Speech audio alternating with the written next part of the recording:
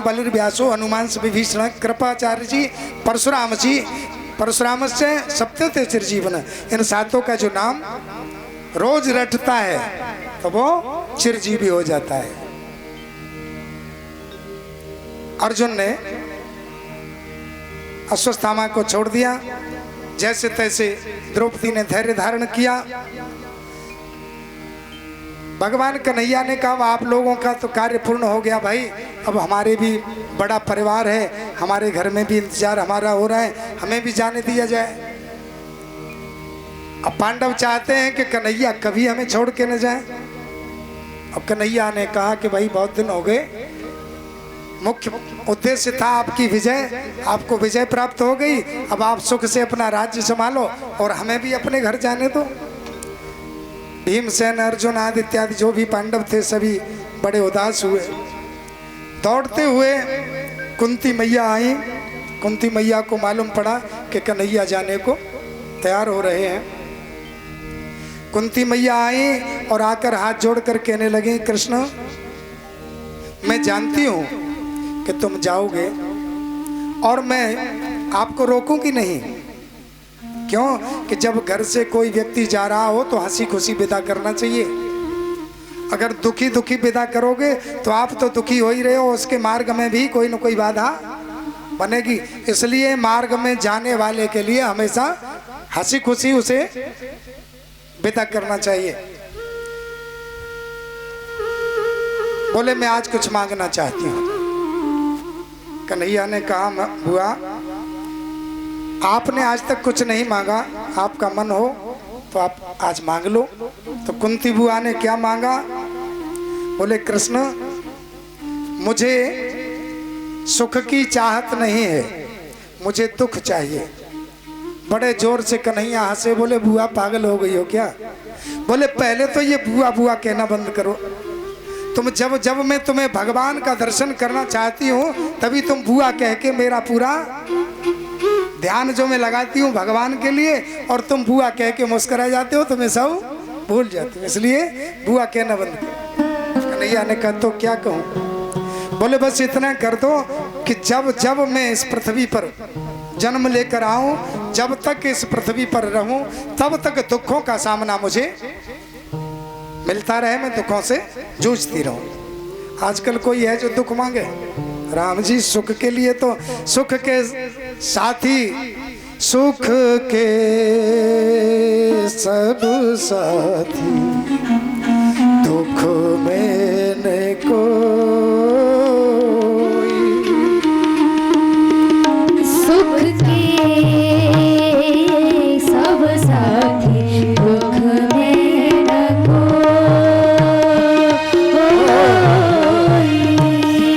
सुख के सब साथी,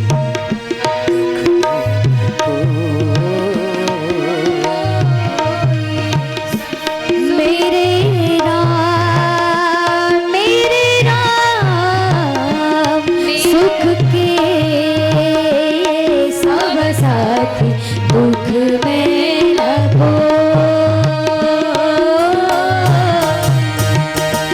सुख के सब जय हो। सभी तो सुख की कामना करते हैं और आप दुख मांग रही हो। कोई ऐसा बावला होगा जो दुख मांगेगा? क्यों मांग रही हो दुख? बोले कृष्ण सुख में व्यक्ति अपने आप को भी भूल जाता है और दुख में परमात्मा को याद करता है। आपने भी देखा होगा कि दुख में सुमिरन, सुख में सुमिरन सब करें, दुख में सुमिरन सब करें, सुख में करे न कोई। और जो सुख में सुमिरन करे तो दुख काहे को? जय। और तुम कह रही हो कि दुख मिले। बोले इसीलिए तो कि दुख में तुम्हारी याद आती है और सुख में आपसे दूर हटाती है। तो खाक परे बा सुख पे जो प्रभु की याद भुलाए, ऐसा सुख हमें ना चाहिए जहाँ में हम आपको भूल जाएं। जय। कन्हैया ने कही बुआ तुम भी बड़ी विचित्र हो, चलो। और बोले मैं ये चाहती हूँ कि अधिक से अधिक मैं आपका दर्शन करती रहूं। कन्हैया ने कहा चलो तो ठीक है, अब हमारे सारे रिजर्वेशन कैंसिल, अब हम कहीं नहीं जा रहे, अब हम आपके ही पास रहेंगे। बड़े प्रसन्न हुए, सभी पांडवों को बड़ा हर्ष हुआ और खुश होकर के कुंती बुआ हाथ पकड़ के कन्हैया को अपने भवन में ले गई। जहां जाकर देखा कि सब तो बड़े आनंद में झूम रहे थे, सब लोग आनंद में मस्ती में सो रहे थे और बड़े भैया दुर्योधन, बड़े भैया धर्मराज युधिष्ठिर, बड़े भैया युधिष्ठिर सिर पकड़ के रो रहे थे। कन्हैया जी कुंती के साथ गए तो देखा कि सब लोग तो सो रहे थे और युधिष्ठिर महाराज सिर पकड़ के। कन्हैया ने कहा क्यों? अरे तुम चक्रवर्ती सम्राट हो गए हो, और जो चक्रवर्ती सम्राट होता है कि छोटा सा प्रधान हो जाए गांव का तो तमाम बैंड बाजे बजवाता है, उसकी खुशी का ठिकाना नहीं होता। और तुम चक्रवर्ती सम्राट होने के बाद भी रो रहे हो सिर पकड़ के, ऐसा क्यों? बोले कृष्ण आप जानते हो कि मैंने इस चक्रवर्ती सम्राट की गद्दी को प्राप्त करने के लिए ये सब नहीं किया। अपनों का विनाश करने के बाद मुझे ये सम्राट का पद प्राप्त हुआ, मुझे ये स्वीकार, मुझे इससे खुशी नहीं हुई। खुशी का मतलब तो अपनों से मिलना होता है, जिनसे मिलकर खुशी होती थी, जो आज मेरे इस पद पर बैठने की प्रशंसा करते, खुशी मनाते, वो सब तो पहले से ही मैंने समाप्त कर दिए।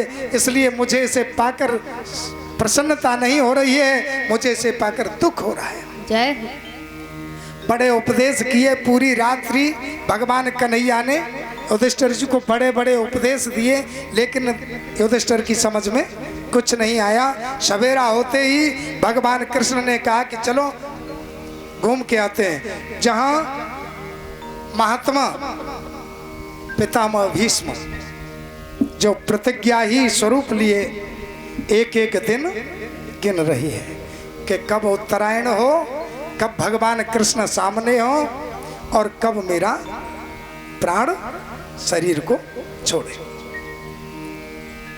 बोले चलो पितामह भीष्म से उपदेश कराते हैं। आपको अगर हमारी बात से विश्वास नहीं हो रहा तो चलो आपको हम पितामह के पास पहुंचे। पितामह देखते ही भगवान को बड़े प्रसन्न हुए। भगवान का जब दर्शन किया, पितामह प्रसन्नता में नेत्र खोलकर देखे और कहा कि आपने दर्शन देकर मुझे धन्य कर दिया, लेकिन अब मेरी एक प्रतिज्ञा है। कन्हैया जी डरे, बोले जी ऐसे वैसे प्रतिज्ञा वाले तो है ना, ये तो अटूट प्रतिज्ञा करने वाले हैं और इनकी प्रतिज्ञा कहीं हो गई लंबी तो देखते रहो। बोले बताओ बाबा आपकी प्रतिज्ञा क्या है? पितामह ने कहा कि इतने दिन इंतजार कराने के बाद आए हो तो अब मेरा भी विचार है कि जब तक मैं इस शरीर को छोड़कर न चला जाऊं तब तक यहीं खड़े रहो। कन्हैया जी बोले हमें जाना था और ये प्रतिज्ञा वाले हैं और इनको तो इच्छा मृत्यु का वरदान प्राप्त है। अगर बाबा जी कई साल 2 साल के लिए रुक गए तो हमारे तो सारे कार्यक्रम फेल हो जाएंगे। लेकिन फिर भी बोले ठीक है, आपकी अगर ऐसी इच्छा है तो मना भी तो नहीं कर सकते। रुक गए। भगवान थोड़ा मुंह लटका गए, क्योंकि पता नहीं कब तक ये जाएंगे, तब तक हमें तो यहाँ गेट में नहीं करनी पड़ेगी। तो भगवान थोड़ा सा चेहरा उतर गया। बाबा ने कहा ये लटका हुआ मुंह नहीं देखना मेरे को,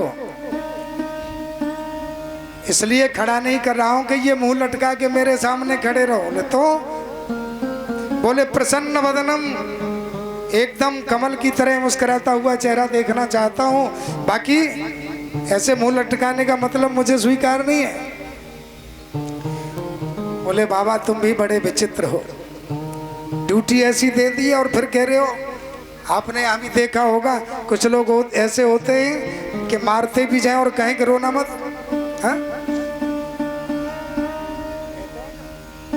रोने की आवाज ना निकल आवे, डांटते हैं तो कहते हैं कि रोना मत। डांट भी रहे हो, रोएगा तो सही भाई। बोलो वृंदावन बिहारी लाल की जय। आज बाबा ने कह दिया मुझे प्रसन्नता से अपना दर्शन देते रहिए, जब तक मैं इस शरीर को छोड़कर न चला जाऊं तब तक मुझे अपने सुंदर मुस्कुराते हुए इस स्वरूप का दर्शन कराते रहिए। हे प्यारे, जब ब्रज बामाओं के बीच में आप ठुमुक ठुमुक के चलते हो, आपकी चाल बड़ी मतवाली हुआ करती थी।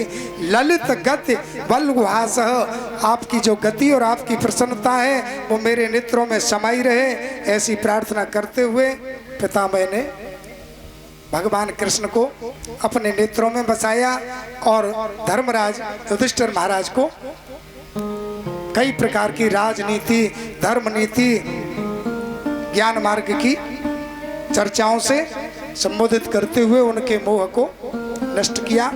क्योंकि ये संसार में आया है सो जाएगा, राजा रंक फकीर, कोई सिंहासन चढ़ चला, कोई बंधा जंजीर। जाना सभी को है, जो आए हैं उनको जाना जरूर है। बात अलग है कि जो जा रहे हैं उन्हें देख कर भी हम लोगों की आंखें न खुलें। ऐसा होता ही आपने देखा होगा, गांव में, घर में, पड़ोस में अगर किसी की मृत्यु हो जाती है तो लोग रोते हैं और बड़े ज्ञान के उपदेश करते हैं। अरे साहब, सबको जाना है, सब जानते हैं सबको जाना है, लेकिन वो बेचारा मरघट में फूंक नहीं पाया, उससे पहले बंटवारे की बातें होने लगती हैं। जानते हैं कि सबको जाना है तो फिर ये ऐसी चर्चाएं माया की, लौटने की देर होगी, सब अपनी अपनी व्यवस्था में। क्यों? जानते हैं उसे मरना था, मर गया, हमें थोड़ा ही मरना है, हमें तो हमेशा रहना है। लेकिन ऐसा नहीं है, जाना सभी को है। आज बाबा ने बड़े सुंदर उपदेश करके धर्मराज को समझाया, सांत्वना दी, जिससे युधिष्ठिर महाराज प्रसन्न हुए और प्रसन्न होकर बाबा से कहा कि बाबा, हमें आपके ऊपर जो गर्व था वो आपने पूर्ण किया, हमें आप पर आज भी गर्व है। और वास्तव में महाभारत में पितामह भीष्म, जिनका नाम ही प्रतिज्ञा है, आजकल भी अगर कोई कर ले, व्रत रखे कोई, तो कहते हैं अरे बड़ी भीष्म प्रतिज्ञा कर ली आपने तो, है? कहते कि नहीं कहते? भीष्म प्रतिज्ञा। और यहाँ जिस आश्रम पे कथा हो रही है वहाँ भी हमारे पुजारी जी जो थे उनका नाम था भीष्मपाल सिंह।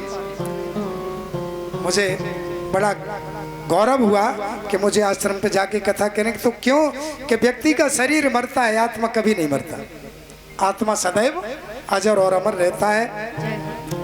इसी प्रकार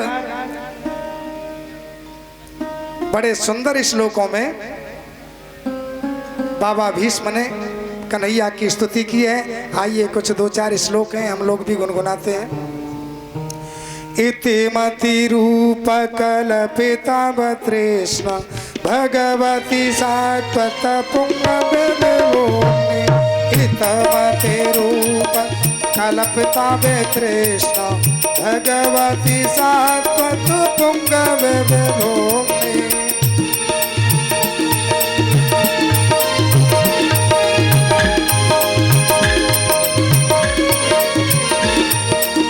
सुखम पतते क्वचिदो तुहारे तो प्रकृति मोपे युषि यद प्रवाह।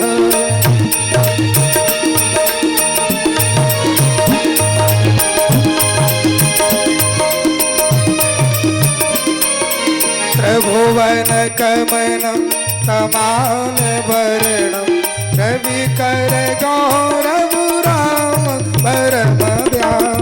त्रिभुवन कमलं तमाल वर्णं रवि कर गौरव राम परमानि। कपूरलककुला व्रताना ब्रजं विजय सखे रस्तुवेन वरया। कपूरलककुला व्रताना विजय सखे रतिसुमेन वरया। निर्जलितं श्रम प्रेम भजे कास्तते मनसिति सरे प्रेम मवनिशित शरीर विद्यमान चिदिल सवची स्तुति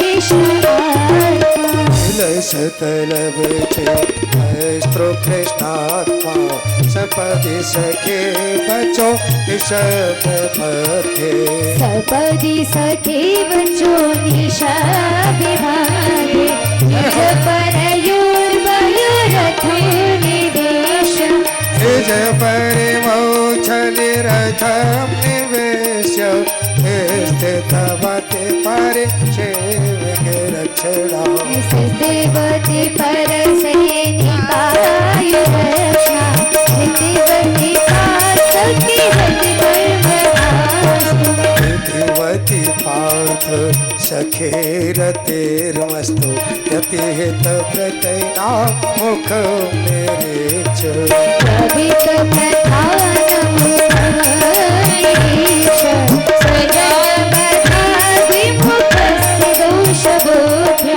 उदय मुखैष दोष बोधया कुमति महारदा विद्या कुमति महारदा विद्यायनते परमसि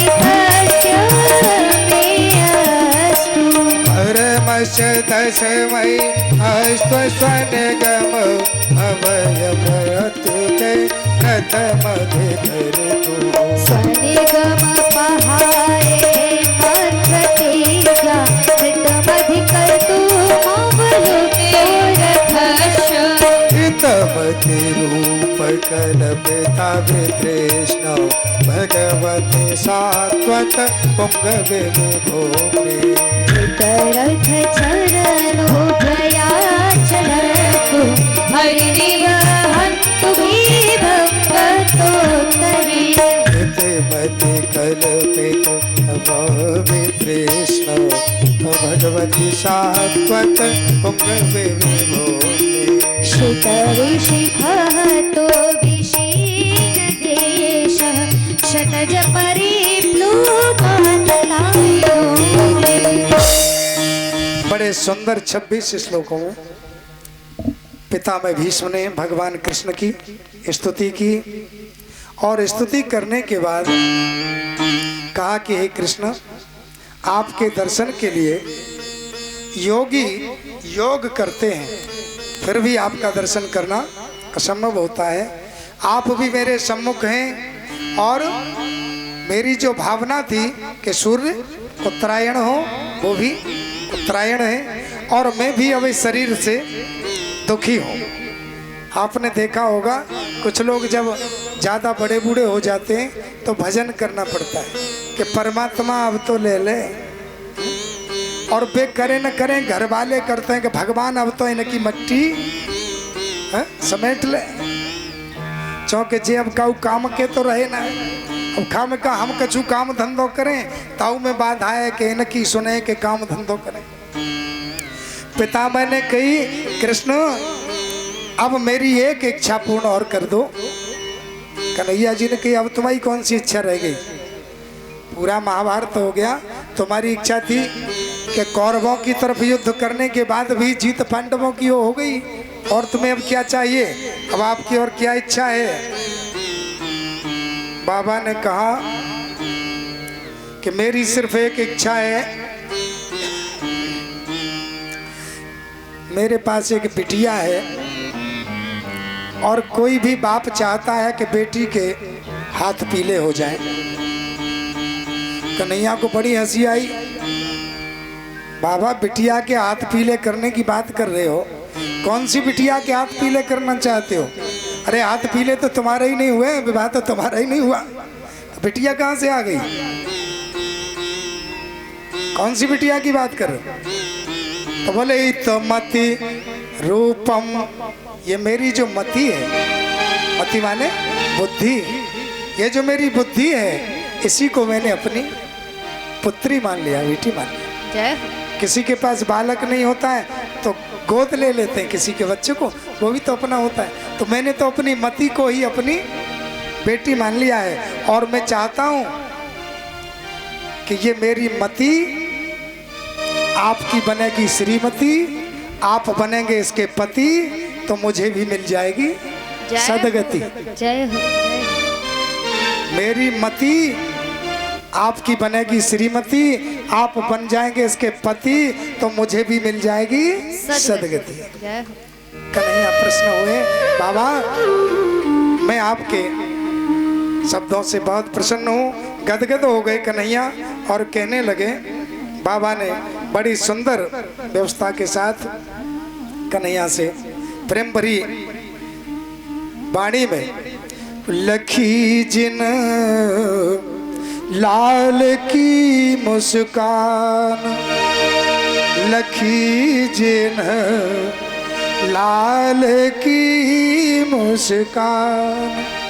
जिन्होंने कन्हैया की मुस्कान को देख लिया वो दीवाने हुए बगैर बच नहीं सकते। बाबा कह रहे हैं कि जिसने तुम्हारी मुस्कान एक बार भी देख ली वो तुम्हारा दीवाना हो गया। कैसे? बोले जादू भरी तेरी आंखें जिधर गए, तेरी आंखों में जादू है, और जादू भरी तेरी आंखें जिधर गए, जादू भरी तेरी आंखें जिधर गए, जादू भरी तेरी आंखें जिधर गए, जादू भरी तेरी आंखें जिधर गए, जादू भरी तेरी आंखें जिधर गए, जादू भरी तेरी आंखें जिधर गए। जिसकी ओर एक बार मुस्कुरा के देख ली आपने, तो जिस पर ये जादू भरी आंखें पड़ गई वो तो तुम्हारा दीवाना हो गया। जादू भरी तेरी आंखें जिधर गई, जादू भरी तेरी आंखें जिधर गई, नैनों की कटारी बारी बारी छुई मुई छतियन से उतर गई, जादू भरी तेरी आंखें जिधर गई, जादू भरी तेरी आंखें जिधर गई। हरि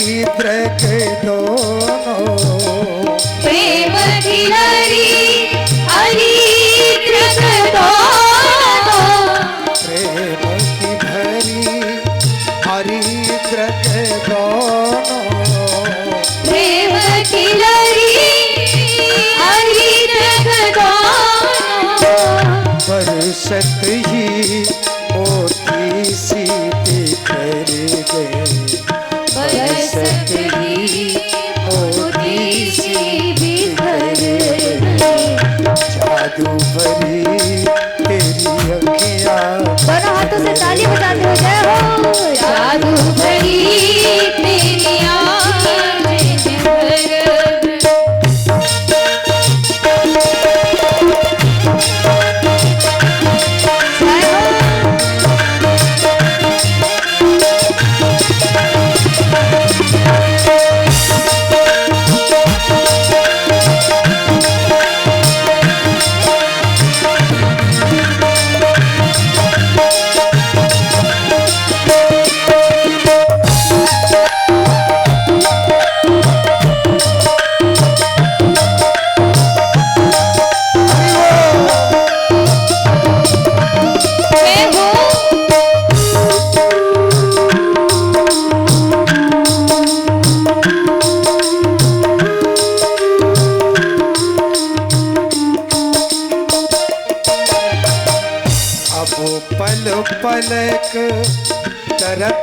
नहीं टारे।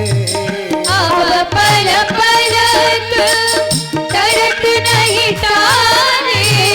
जिसने इस सुंदर मनोहर स्वरूप का दर्शन कर लिया तो पलक भी झपने का नाम नहीं लेते। अब वो पल पलक करत नहीं टारे। अब पल पलक तरत नहीं टारे। जिन्हें छोड़ते जनो जाने निकल गई।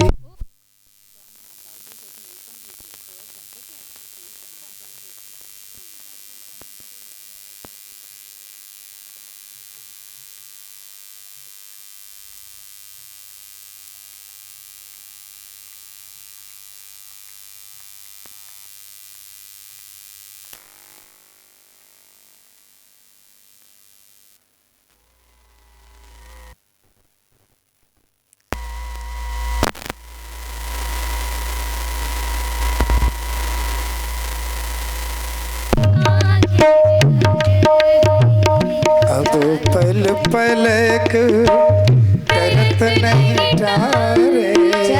अब पल पलक तरत नहीं टारे। जिम छोड़ते